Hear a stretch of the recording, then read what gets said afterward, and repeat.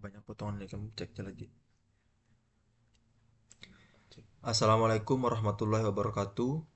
Perkenalkan, kami dari kelompok Muhammad Yunus, Krisnanda, dan Nopriantoni Saputra. Pada kali ini kami akan mempresentasikan hasil studi kasus kami, yaitu tentang penerapan data mining untuk penjurusan kelas dengan menggunakan algoritma K-Medoids. Berikut tabel 1 yang menunjukkan data nilai siswa dan siswi. Ada 15 data yang kami gunakan dan terdiri dari beberapa mata pelajaran seperti bahasa Indonesia, bahasa Inggris, matematika, nilai IPA, dan nilai IPS. Selanjutnya, jika kita sudah memperoleh data, maka kita harus menentukan nilai sentroid awal untuk iterasi 1. Maka kita bisa melihat dari 15 data ini kita pilih secara acak, yaitu kita ambil alternatif 8 dan 12 untuk menghitung jarak klaster. Selanjutnya, kita masuk ke perhitungan jarak klaster yang pertama, di mana rumusnya alternatif 1, klaster 1 untuk kodenya.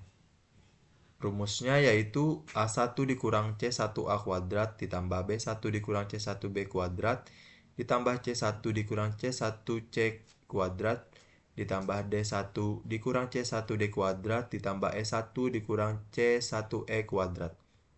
Di mana kita harus memperhatikan kode dari setiap klaster. Di mana di sini kodenya yaitu A1 klaster 1, artinya alternatif 1 klaster 1. Jadi kita hitung bagian alternatif 1 dulu semuanya sampai nilai IPS dari nilai bahasa Indonesia, bahasa Inggris, matematika, IPA, dan IPS dimasukkan dengan klaster 1 yaitu di 85, 90, 80, 85, 80 itu sebagai klaster 1. Jadi kita harus memperhatikan kode di sini. Kita masukkan A1 dikurang C1A. Artinya alternatif 1 dikurang klaster 1A. Alternatif satunya yaitu 80 dikurang klaster 1A-nya 85. Maka 80 dikurang 85 kita kuadratkan sesuai dengan rumus. Begitu pula untuk B1 dikurang C1B kuadrat. Artinya nilai bagian bahasa Inggris kita masih mencari alternatif 1. Bahasa Inggris 90 dikurang dengan klaster 1 di bahasa Inggris 90. 90 dikurang 90 kuadrat. Begitu pula seterusnya di matematika.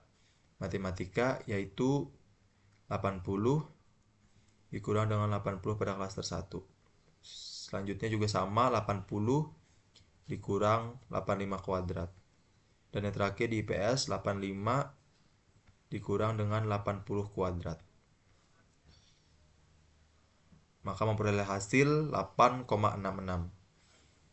Begitu pula seterusnya untuk alternatif kedua. Tadi kita masih menghitung untuk alternatif 1 klaster 1.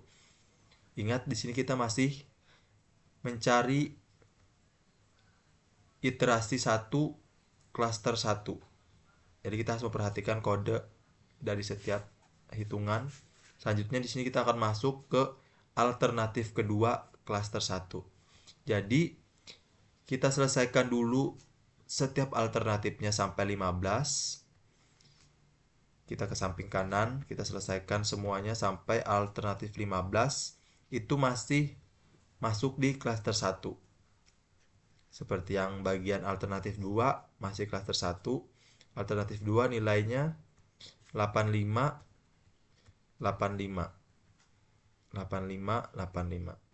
Selanjutnya 90, 90, 90, 90. Begitu pula seterusnya. Kita masih mencari klaster pertama. Jadi kita cari alternatif, kita selesaikan satu-satu sampai semuanya selesai. 15 data kita hitung dan itu masih menentukan klaster pertama.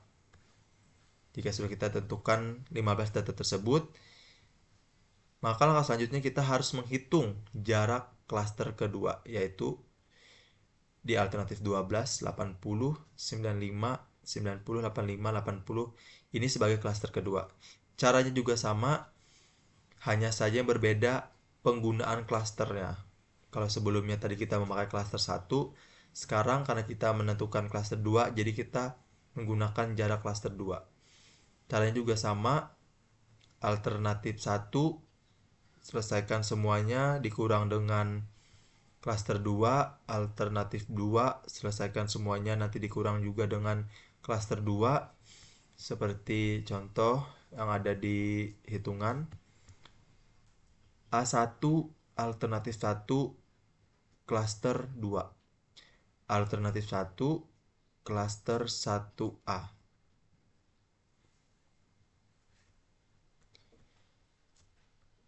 Alternatif 1 klaster 2.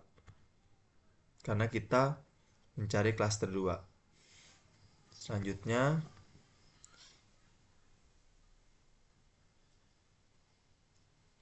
B1 dikurang C1B kuadrat.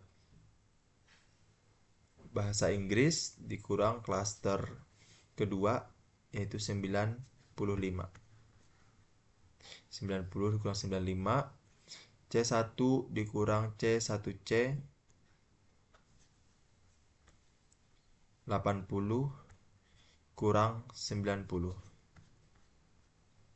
80 kurang 90.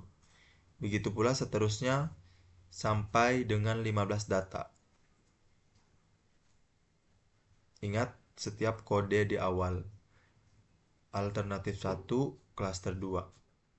Alternatif 15 klaster 1. Artinya ya kita menyelesaikan setiap alternatif dengan perbagian klasternya. Sehingga kita memperoleh hasil dari semua klaster yang kita sudah hitung. Dari klaster 1, klaster 2, maka hasilnya ada pada tabel 3. Seperti berikut. Dan untuk menentukan klaster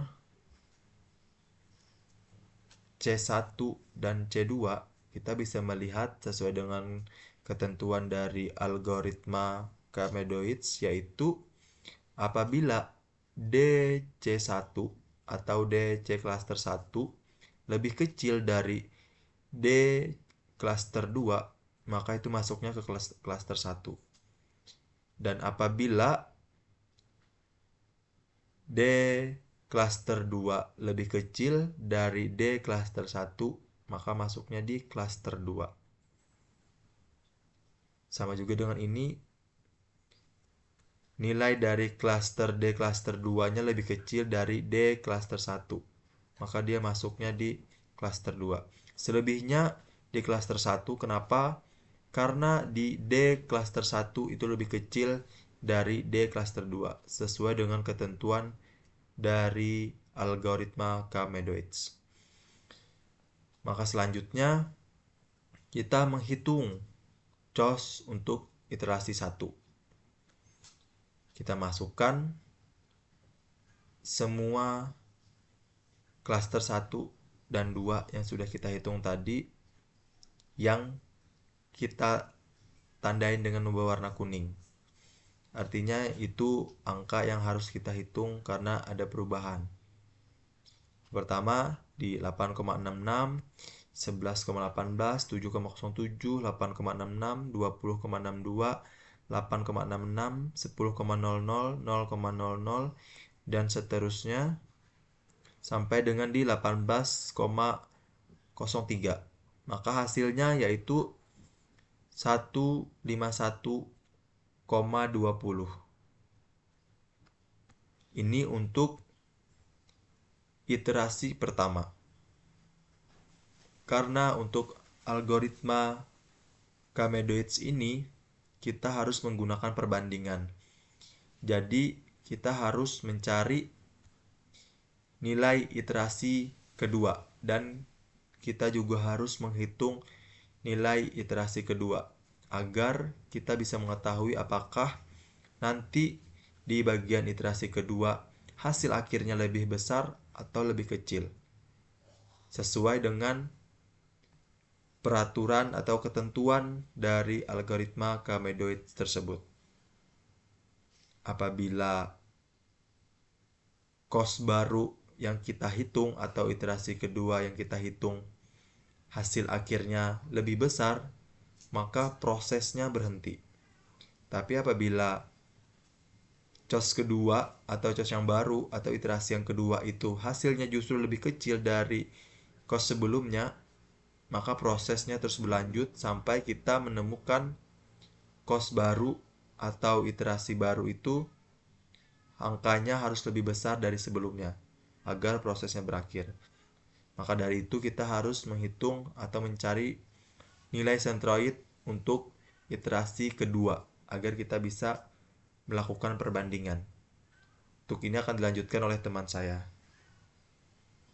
Dari teman saya. Di sini kita akan menentukan nilai sentroid awal yang iterasi yang kedua. Dimana untuk penjelasan perhitungannya juga sama dengan yang sebelumnya, hanya yang membedakan yaitu alternatifnya saja, dimana yang awalnya tadi itu alternatif 8 dan juga alternatif 12. Nah, yang di tabel sentroid iterasi 2 itu alternatif 6 dan juga 2. Bisa kita lihat untuk perhitungannya, perhitungan jarak klaster 1 itu juga sama seperti yang sebelumnya, tidak ada yang membedakan, hanya beda pada data. Oke, setelah dapat hasil dari hitungan jarak klaster yang pertama dan juga yang kedua, bisa kita masukkan nilai atau hasil dari perhitungan dari jarak klaster pertama dan juga yang kedua. Bisa kita masukkan ke hasil perhitungan jarak iterasi yang kedua. Nah, di tabel ini, tabel hasil juga sama. Untuk penjelasannya tidak ada yang membedakan dari sebelumnya.